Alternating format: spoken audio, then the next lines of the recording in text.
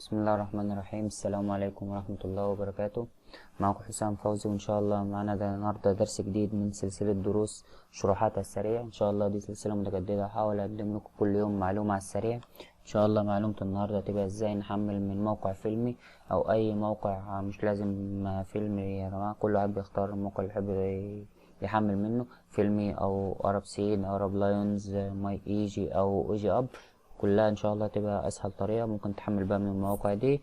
وبرضو سواء كنا بنستخدم متصفح جوجل كروم او فايرفوكس مش هتفرق، او اي متصفح تاني، فتابعونا عشان نعرف الطريقة دي.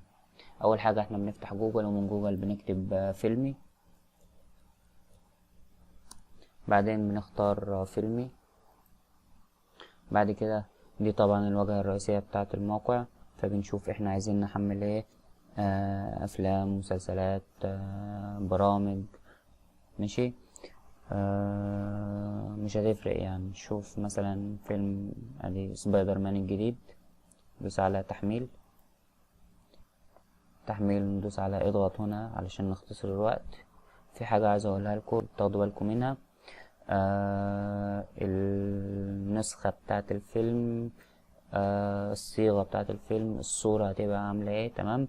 فعلشان ده لسه نازل فيلم جديد ومسروق والكلام ده كله، فالنسخة بتاعته نيو اتش دي تي اس. دي صورة مش هتبقى الصورة اللي هي الرايقة، فطبعا احنا تاخدوا بالكم من الحاجة دي، تمام.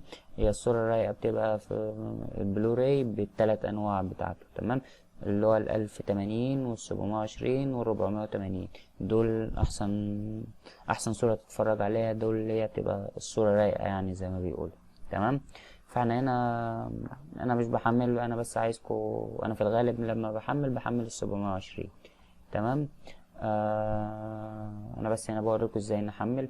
الحاجة المهمة اللي عايزكم تاخدوا بالكم منها، ازاي ننقي السيرفر اللي احنا نحمل منه. السيرفر اللي احنا نحمل منه، طبعا احنا شايفين كل السيرفرات اللي قدامنا دي مش كلها بيدعم استكمال التحميل، مش كلها بيدعم انك تشوف اونلاين، مش كلها بينجز معاك في الوقت. يعني في سيرفرات كتير تدخلك في حوارات وتطلعك من حوارات واعلانات والكلام ده كله، وتضيع وقتك يعني، تمام. فانا يا جماعه بنصح بان احنا لما نيجي نحمل حاجه نحمل من سيرفر اوبن لود. السيرفر ده يعتبر هو السيرفر المسيطر دلوقتي على الساحه، لانه اسهل سيرفر ممكن تحمل منه، تمام. هنشوف ليه دلوقتي. احنا بندوس على اوبن لود، ومن اوبن لود بتفتح لنا نيو تاب، بيبقى مكتوب فيها كلمة اضغط هنا للذهاب لرابط التحميل، بندوس عليها. بعد كده بيدخلنا الصفحة دي. طبعا ده اللي انا كنت بقول عليه، انك ممكن تشوف اونلاين. فانا لو دوست هنا كده يبقى خلاص الفيلم اشتغل وانا عايز اتفرج عليه، ماشي. ده برضو من مميزات السيرفر ده، ان هو بيبقى مديك مساحة الفيلم قبل ما تحمله. فده المساحة بتاعته 584 ميجا، تمام. الحاجة دي ده من مميزات السيرفر ده يعني، تمام. بعد كده بندوس على داونلود، ومن داونلود بيطلع لنا التايمر دوت. بعد ما بيخلص بندوس عليه مرتين، ادي اول مرة، دي التانية. كده خلاص كده يا جماعة، كده يبقى احنا ابتدينا نحمل. وكل ناقص ان احنا بس نختار اللوكيشن بتاع الحفظ، احنا نشوف هنحفظ فين. وبعد كده ده كل واحد بقى بيشوف هو هيحفظ فين على الجهاز بتاعه، وبعدين بيدوس على بدء التحميل. ويبقى كده احنا النهاردة عرفنا ازاي مع بعض نحمل من اي موقع، ودي الطريقة دي شغالة على اي موقع زي ما قلت لكم في اول الفيديو.